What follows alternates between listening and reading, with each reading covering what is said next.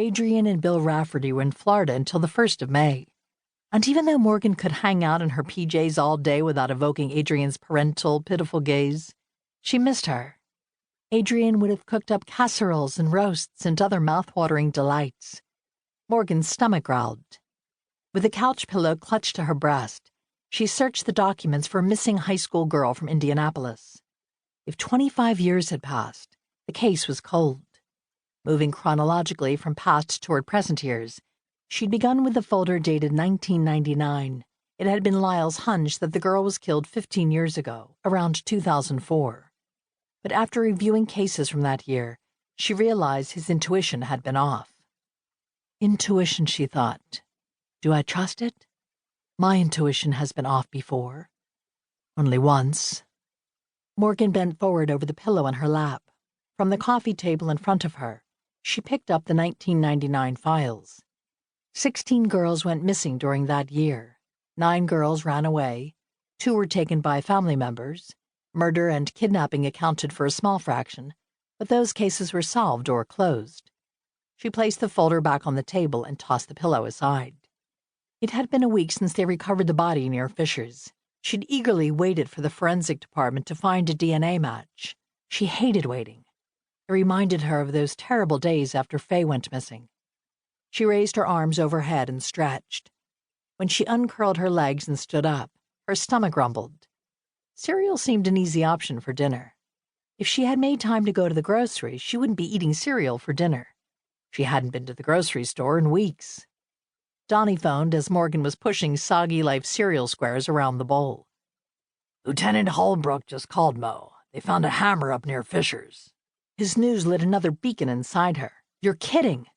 "They're sending it over to forensic to have it examined. I can meet you at the station." Ah, she didn't want to drive the Mazda. "Can you pick me up?"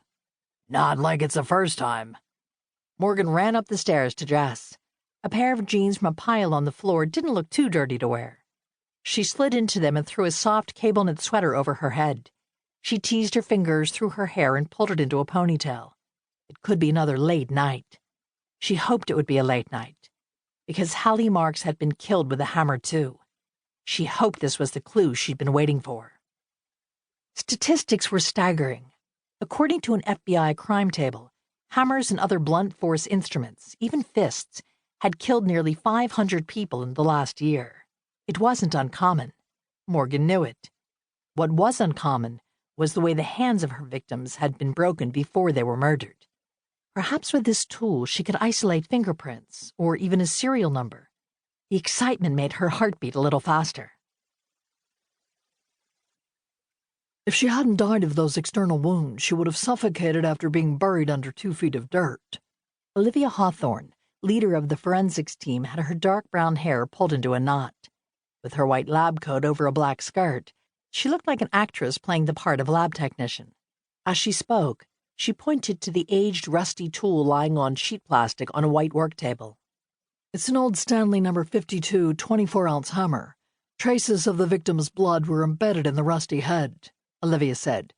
"They still make this model with the wooden handle." Daily, she surprised detectives with her extensive knowledge of just about everything. Morgan held her breath, taking in every detail. Orange rust on blackened steel, wood streaked with gray and black where the metal head was attached.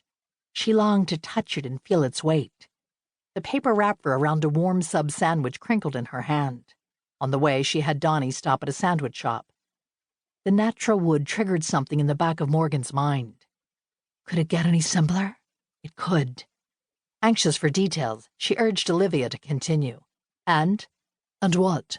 This hammer was the original model for those that came after it. Rip claws and framing hammers, serrated, titanium, and masonry hammers.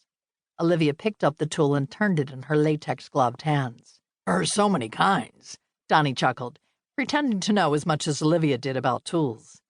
Morgan gave him a sidelong glance. "So it's old," she said with her mouth full. No pretending. She didn't know shit about hammers. "Before 1970, this hammer was in every household." "There's no way to trace it. That's what you're saying," Donnie said. "Right." Olivia set the hammer on the table and moved across the room to her computer. We also found long blonde hairs in the girl's hands. It isn't the victim's." "Great," Donnie said.